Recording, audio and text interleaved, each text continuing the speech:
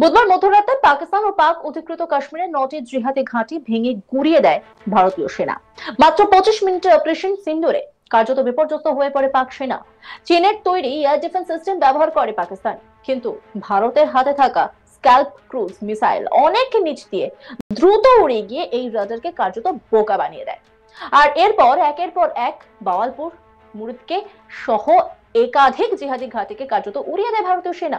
Scallop cruise missile ছাড়া hammer bomb ও কামিকোজে drone ব্যবহার করেছিল ভারতীয় সেনা। আর ভারতের এই প্রত্যাঘাতের পর কিন্তু পাকিস্তান যে চুপ করে বসে থাকবে না তা তো বোঝাই গিয়েছিল। সেই মতো নিয়ন্ত্রণ রেখা বরাবর বুধবার রাতভর শেল বর্ষণ করে পাক রেঞ্জার্স। একই সঙ্গে চলে আগ্নেয়াস্ত্র। পাল্টা জবাব দেয় ভারত। অন্যদিকে বৃহস্পতিবার ভোর রাতেও নাকি পাকিস্তান সেনা ভারতের 15টি শহরে হামলা চালানোর চেষ্টা করে, কিন্তু তাদের সেই হামলা রুখে দেয় ভারতের হাতে থাকা শক্তিশালী এয়ার ডিফেন্স সিস্টেম S-400। সূত্রের খবর, এরপরে পাল্টা জবাব দেয় ভারত।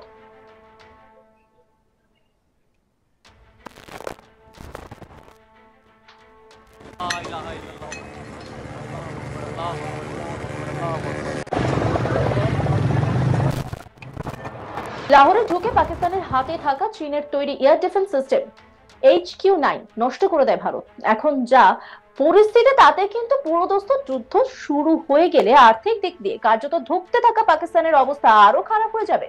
কারণ ইতিমধ্যে পাকিস্তান চীনের কাছে প্রচুর ঋণ নিয়ে বসে আছে। আন্তর্জাতিক অর্থনৈতিক সমীক্ষা সংস্থা মুডিজের রিপোর্ট বলছে, যুদ্ধ শুরু হলে কিন্তু পাকিস্তানের অবস্থা বেশ খারাপ হয়ে যাবে, কারণ বিশ্বের অন্য কোনো দেশগুলির কাছে ঋণ পাওয়ার ক্ষেত্রে বেশ সমস্যায় পড়বে পাকিস্তান। কিন্তু মুডিজের রিপোর্ট অনুযায়ী যুদ্ধ শুরু হলে ভারতের অবস্থা ততটা খারাপ কিছু হবে না। এছাড়া ইতিমধ্যেই সিন্ধু জল বন্টন চুক্তি স্থগিত করে দেওয়ার ফলে ইতিমধ্যে পাকিস্তানের 21% কম জল পাওয়ার পরিস্থিতি তৈরি হয়েছে। আর এটা হলে কিন্তু শস্য উৎপাদনের ক্ষেত্রেও সমস্যায় পড়বে পাকিস্তান, ফলে জিনিসপত্রের দাম আরো বাড়বে।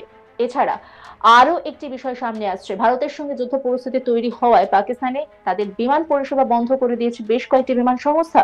তালিকায় রয়েছে জার্মানির লুফথানসা ও ব্রিটেনের ব্রিটিশ এয়ারওয়েজ, যার ফলে পাকিস্তানের এভিয়েশন সেক্টরও প্রচুর বিদেশি মুদ্রা হারানোর আশঙ্কা করছে।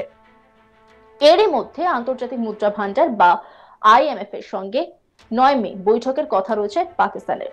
ও এই পরিস্থিতিতে পাকিস্তানকে আর অর্থ সাহায্য নাও করতে পারে IMF এ।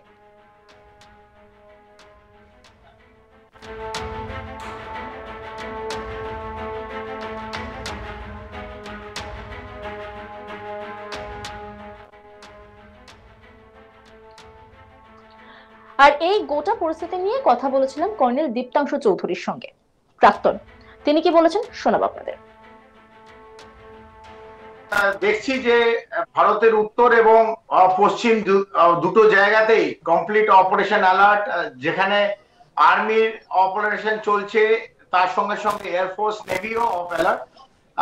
ইতিমধ্যে আমরা দেখেছি পাকিস্তানের একটা হিউজ মোবিলাইজেশন চলছে, পাকিস্তান আর্মির মোবিলাইজেশন হচ্ছে এবং ওনাদের চিফ অফ আর্মি স্টাফ পাকিস্তানের জেনারেল আসিম মুনিরকে দেখছি ফরওয়ার্ড লোকেশনে বিভিন্ন জায়গায় ঘুরে বেড়াচ্ছে, কারণ ওদের যে সেনার অবস্থা আজকে তার মোরাল একদম তলান্নিতে, ওরা ভয় পাচ্ছে।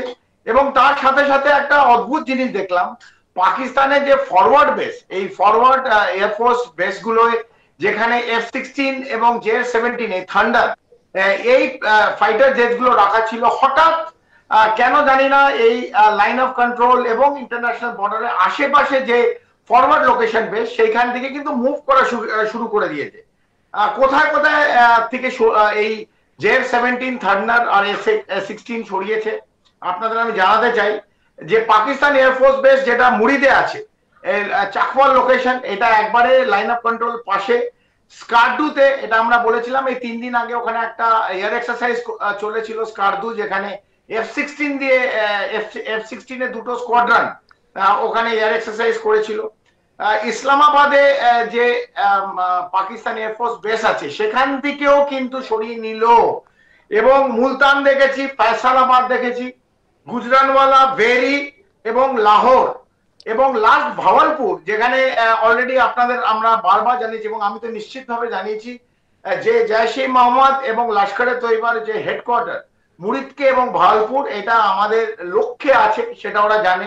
সেখানে মিসাইল অ্যাটাকও করতে পারি, কারণ যে হেডকোয়ার্টার থেকে ভারতের বিরুদ্ধে আঘাত করছে বারবার, সেখান থেকে নিশ্চিতভাবে ভারতের কাছে একটা অপশন আছে, এই ভাওয়ালপুর অথবা মুরিদকে অথবা মুজাফফরবাদ এই জায়গাগুলোকে শেষ করে দেওয়া। এবং এই প্রত্যেকটা এয়ারবেস, যে এয়ারবেসের গুলো, যে পাকিস্তান এয়ারবেসের নাম বললাম, তাদের প্রত্যেকটা গ্রিড রেফারেন্স কোথায় অবস্থিত, এবং এই প্রত্যেকটা আমাদের মিসাইল রেঞ্জ অথবা আমাদের অনেক এই পাকিস্তান এয়ারফোর্স আমাদের মিডিয়াম আর্টিলারি গান অথবা বোফোর্স ফায়ারিং রেঞ্জের কিন্তু ভেতরে। এবং এদের এই সময়ে যদি যেই লাইন অফ কন্ট্রোলের আশেপাশে এয়ারফোর্স বেসগুলো আছে, সেখানে ওদের F-16 অথবা J-17 থান্ডার যদি তেহেস না মানে ভেঙে দেয়, আমরা যদি এটাকে অ্যাটাক করি through missile or ballistic attack, তো এদের যে এয়ার সুপিরিয়রিটি, এমনি এদের অবস্থা খারাপ। 30% অফ দ্য পাকিস্তান এয়ারফোর্স যে ফাইটার প্লেন আছে, দিস আর আন্ডার মেনটেনেন্স, কারণ তাদের লং টাইম মেনটেনেন্স হয়নি because of economic crunch, resources crunch. চায়নার এগুলো ম্যাক্সিমাম J-17, F-16 মার্কিন যুক্তরাষ্ট্র, এদের পয়সা সেই ইকোনমিক অবস্থা নেই যেখান থেকে এরা স্পেয়ারস কিনে এনে এগুলোকে আপগ্রেড করবে। ইভেন এদের রাডার সিস্টেম এবং এয়ার ডিফেন্স সিস্টেম এবং অ্যাভাক্স যেটা এরা এটাকে সাপোর্ট করা যে থাকে, তাদেরও এটার অবস্থা এই সময় খুব খারাপ। এবং এইটার জন্য আমরা দেখলাম J-17 থান্ডার এবং F-16 এগুলোকে সরিয়ে নিয়ে যাওয়া হচ্ছে এবং অনেক দূর, নিয়ার অ্যাবাউট যেটা লাইন অফ কন্ট্রোলের সামনে এয়ারফোর্স বেস গুলো ছিল অথবা operational ready platform, ORF ORP বলি আমরা, অপারেশনাল রেডি প্ল্যাটফর্ম, এইখান থেকে এগুলোকে সরিয়ে বিভিন্ন বাংকারের মধ্যে এই যে পেন থাকে, সেই পেন বলি তার মধ্যে লুকিয়ে রাখা হচ্ছে।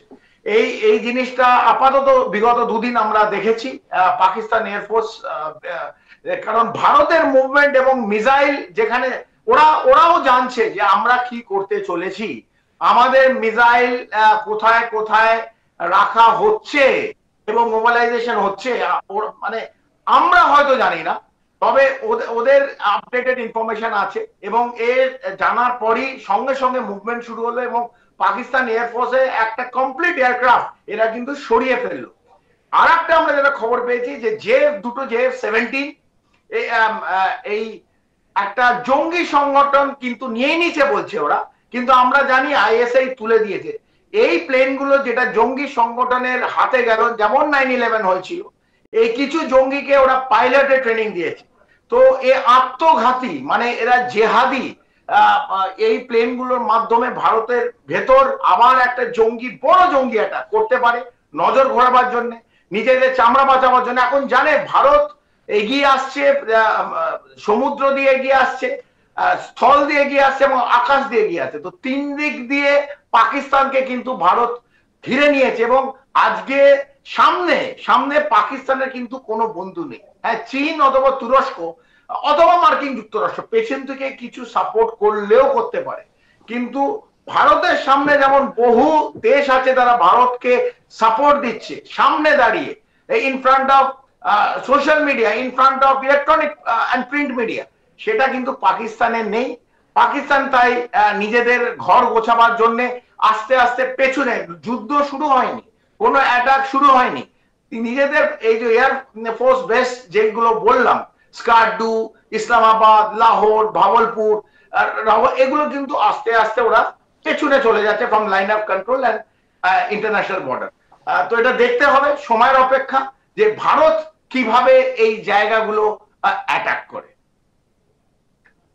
অন্যান্য খবরের আপডেটের জন্য অবশ্যই নজর রাখুন আজ তাক বাংলার ইউটিউব স্ট্রিমিং এ। লাইক, কমেন্ট, শেয়ার এবং সাবস্ক্রাইব করতে ভুলবেন না।